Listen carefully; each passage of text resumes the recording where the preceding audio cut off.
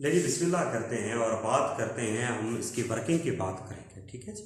तो जब आप इसको लिखने बैठेंगे तो कोशिश करें इसको हेडलाइंस की शक्ल में लिखें। यहाँ पर आपके डायाग्राम बनाना जो है वो ज़रूरी है, लाजमी है। डायाग्राम के बगैर आपको नंबर नहीं मिलेगा। तो हम इसको समझते हैं और वर्किंग देखते हैं। तो वर्किंग को अगर ज़रा नोट करें, जैसे कि अभी हम प्रिंसिपल में डिस्कस कर रहे थे, वर्किंग इसकी क्या है? वेपराइजेशन चैम्बर है। उसके बाद हम बात करते हैं आयोनाइजेशन चैम्बर की बात करते हैं, फिर एक्सेलरेशन की बात करते हैं और फिर डिफ्लेक्शन की बात करते हैं, फिर हम इलेक्ट्रोमीटर की बात करेंगे और फिर आखिर में कंपैरिजन विद कार्बन 12 करेंगे और मैस स्पेक्ट्रम को ड्रा करेंगे। देखिए बिस्मिल्लाह करते हैं। सबसे पहला जो हमारे पास चैम्बर है, उस चैम्बर को क्या कहते हैं? सबसे पहला जो चैम्बर हमारे पास है इसको कहते हैं वेपराइजेशन चैम्बर।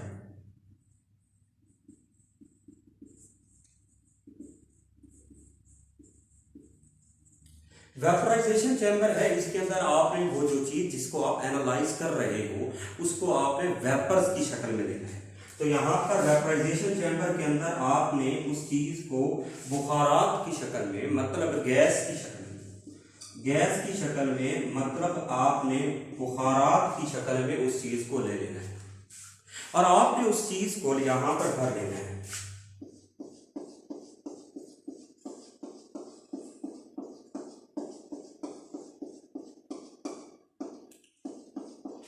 ये हमारा वेपराइजेशन चैम्बर है जिसमें हमने उस गैस को भर लिया है और उसको हमने बुखारात की शक्ल में रखा हुआ है। और हमने अब एमसीक्यूज के लिए याद रखिएगा कि हमने इस गैस का जो प्रेशर रखना है वो लो रखना है। जो प्रेशर होगा,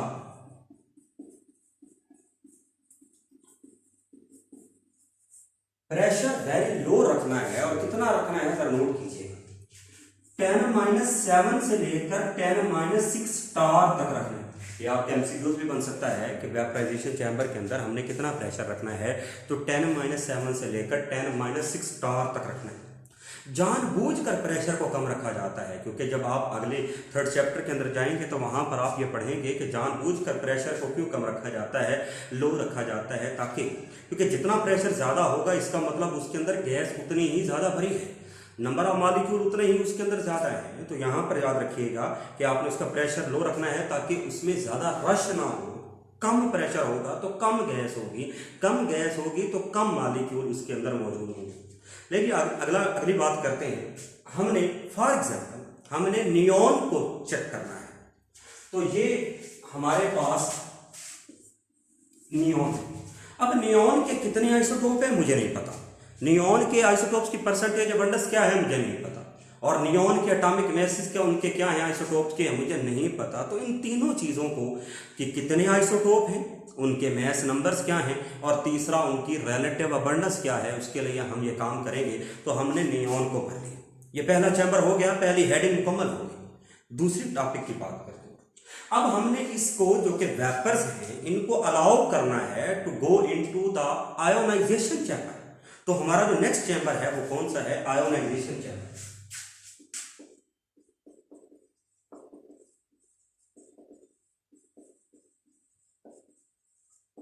आयोनाइजेशन चैम्बर के अंदर हमने इनको क्या कर दिया है? अलाउ कर दिया है।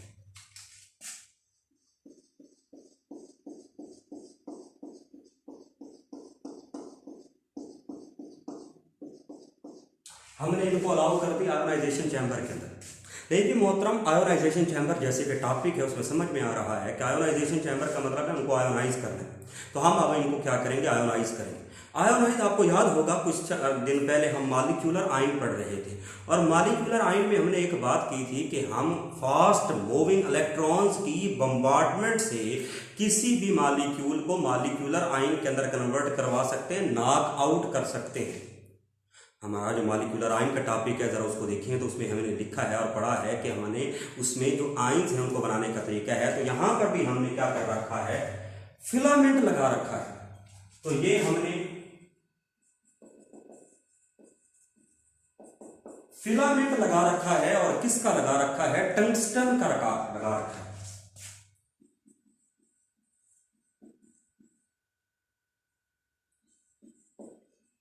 टंगस्टन का फिलामेंट हमने लगाया है, और अब हमारे यहां पर क्या हो रही है? इलेक्ट्रॉन्स की बारिश होगी। जरा नोट कीजिएगा।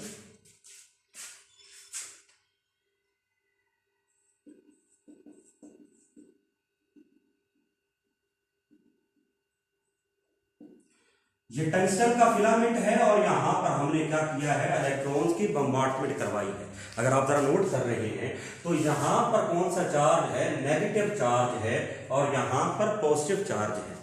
जब हम इनको अलाउ करेंगे आयोनाइजेशन चैम्बर के अंदर, टंगस्टन का फिल्म लग चुका होगा, फिलामेंट लग चुका होगा, इलेक्ट्रॉन नेगेटिव प्लेट से निकलकर पॉजिटिव प्लेट की तरफ जाना शुरू होंगे, इलेक्ट्रॉन्स की बारिश होगी, इलेक्ट्रॉन्स की बम्बार्टमेंट होगी, इलेक्ट्रॉन फास्ट मूविंग इलेक्ट्रॉन गिरेंगे।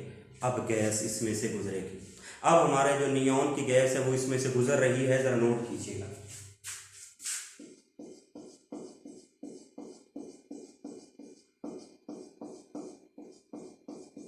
जब वो इसमें से गुजरेगी, ऊपर से फास्ट मूविंग इलेक्ट्रॉन आएंगे, उनके वैलेंस शेल में से इलेक्ट्रॉन को क्या कर देंगे, नॉक आउट कर देंगे। जब इलेक्ट्रॉन को नॉक आउट करेंगे तो वो आयोनाइज हो जाएंगे, उन पर पॉजिटिव चार्ज आ जाएगा, वो मॉलिक्यूलर केटाइन बन जाएंगे। और जब वो मॉलिक्यूलर केटाइन बन जाएंगे तो अब हम उनको क्या कहेंगे, कहेंगे गैसियस पॉजिटिव आयंस। पहले वो थे सिर्फ गैसियस मॉलिक्यूल, अब वो हैं गैसियस पॉजिटिव आयन। तो जरा नोट कीजिएगा।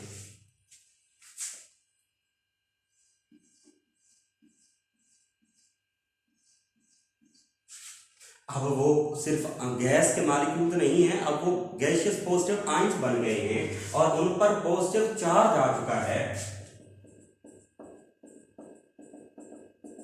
तो ये गैसियस पॉजिटिव आयन आपने बनाए और इनको आयोनाइज भी कर दिया है आपने।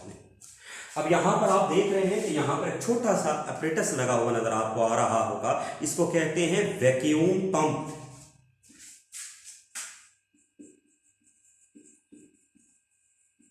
ये वैक्यूम पंप क्यों लगाया गया है, ताकि वैक्यूम पंप को ऑन करके इस शीशे की ये जो ट्यूब है इसमें से कोई भी गैस, कोई भी हवा अगर मौजूद है तो उसको वहां से निकाल लिया जाए, ताकि आपकी सिर्फ गैस जो आपने भर रखी है वही आयोनाइज हो।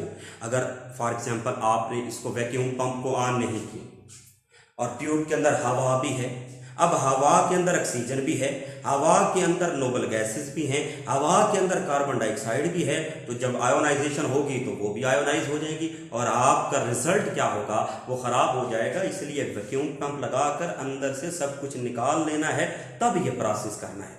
लेकिन वेपराइजेशन की, प्रेशर को लो रखा, आयोनाइजेशन के लिए अलाउ किया, ऊपर से इलेक्ट्रॉन्स की बम्बार्टमेंट करवाई, ऊपर से इलेक्ट्रॉन गिरते हैं और वो चीजें गैसियस पॉजिटिव आयंस बन जाते हैं, आयोनाइज हो जाती हैं। हम वैक्यूम पंप को लगाते हैं और वैक्यूम पंप को लगाकर हम उसमें से सारी जो हवा या गैस है उसको सक कर लेते हैं, निकाल लेते हैं, ताकि वो सिर्फ हमारी गैस ही आयोनाइज हो, क्योंकि रिजल्ट पे फर्क पड़ सकता है।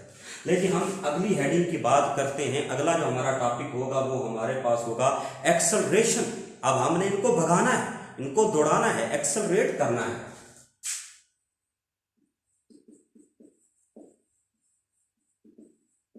एक्सेलरेट करना, जैसे कि आप गाड़ी के एक्सेलरेटर पर पांव रखते हैं और वो भागती है, तो हम अब इनको एक्सेलरेट करने जा रहे हैं।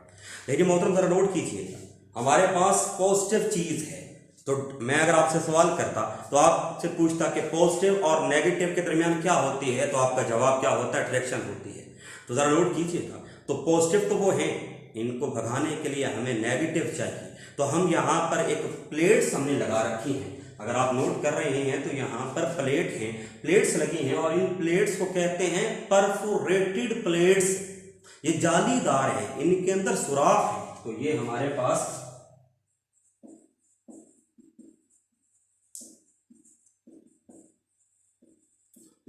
परफोरेटेड प्लेट्स हमने लगाई हैं और इनके अंदर जाली है। इनका काम क्या होगा, इनका काम होगा स्ट्रीम लाइन करना। इनका काम होगा कि पॉजिटिव आयन जो कि आ रहे हैं, जो कि इकट्ठे ग्रुप की शक्ल में आ रहे हैं, उनको स्ट्रीम में लाना, एक धारे में लाना, एक रो में लाना, ताकि उनको हम सेपरेट कर सकें। उसके लिए हम क्या करेंगे, ये परफोरेटेड प्लेट्स जो हमारे पास हैं इनको हम चार्ज करेंगे। तो हम यहां पर एक इलेक्ट्रिक फील्ड अप्लाई करने जा रहे हैं। इलेक्ट्रिक फील्ड की जो स्ट्रेंथ है उसके लिए हम यूज करते हैं ई। इलेक्ट्रिक फील्ड की जो हमने स्ट्रेंथ को देखा है तो उसके लिए हम यूज करते हैं कैपिटल ई यूज करते हैं इलेक्ट्रिक फील्ड के स्ट्रेंथ के लिए। अब इलेक्ट्रिक फील्ड कैसे अप्लाई करेंगे? पोटेंशियल डिफरेंस अप्लाई करेंगे।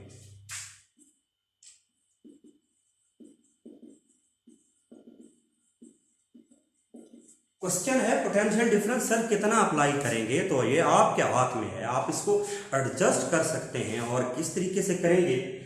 500 टू 2000 वोल्ट, 500 से लेकर 2000 वोल्ट का पोटेंशियल डिफरेंस आप अप्लाई कर सकते हैं। तो मोहतरम जरा नोट कीजिएगा, आपने यहाँ पर देखा है परफोरेटेड प्लेट्स लगी हुई है, उनके अंदर पहली जाली बड़ी है और फिर एक एक सुराख है, साथ हमें एक्सेलरेशन करवानी है, हमने इनको भगाना है, तो प्लेट पर नेगेटिव चार्ज को लाना है, तो पोटेंशियल डिफरेंस अप्लाई करेंगे। कितना अप्लाई करेंगे? 500 टू 2000 वोल्ट का पोटेंशियल डिफरेंस अप्लाई करेंगे। और जब हम इसको अप्लाई करेंगे तो इससे हमारे अब इस प्लेट पर नेगेटिव चार्ज आ जाएगा। जब इन पर प्लेट्स पर नेगेटिव चार्ज आएगा तो पॉजिटिव आयन इनकी तरफ अट्रैक्ट होंगे, वो भागेंगे। जब वो भागेंगे तो वो इसके अंदर से गुजरेंगे।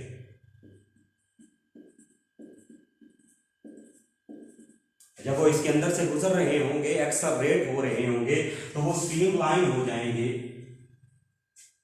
तो ये जी हमारा एक्सेलरेशन का पॉइंट था और हमने इनको भगाया भी है। और ये हमारे पास क्या हो रहा है, इनको हमने जब भगाया, इनको दौड़ाया, तो ये एक्सेलरेट हुए और एक्सेलरेट होने के बाद स्ट्रीम लाइन। अभी ये सारे इकट्ठे हैं, अभी हमें कोई पता नहीं है कि ये इनमें से 20 वाला कौन सा है, 21 वाला और 22 वाला कौन सा है। ये सारे इकट्ठे ग्रुप की शक्ल में आ रहे हैं, लेकिन हमने इनको क्या किया है? एक्सेलरेट किया है। नेक्स्ट हमारे पास होगा इनको मोड़ना, डिफ्लेक्शन, इनको मोड़ना, अपने सीधे रास्ते से कन्वर्ट कर देना। तो इस काम के लिए हमने क्या लगाया है? हमने लगाया है मैग्नेटिक फील्ड। यहां पर आप नोट कीजिएगा, हमने अप्लाई करना है मैग्नेटिक फील्ड।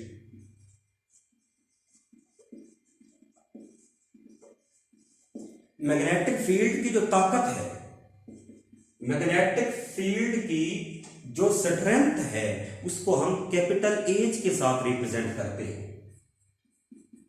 तो मैग्नेटिक फील्ड की स्ट्रेंथ को हमने कैपिटल एच के साथ क्या कर दिया है? रिप्रेजेंट कर दिया है। तो यहाँ पर यह आपका छोटा सा इंट्रोडक्शन था और साथ आपने इसको देखा। तो यहाँ पर हमारे पास क्या है? मैग्नेटिक फील्ड की हम बात करने लगे हैं। मैग्नेटिक फील्ड क्या करता है?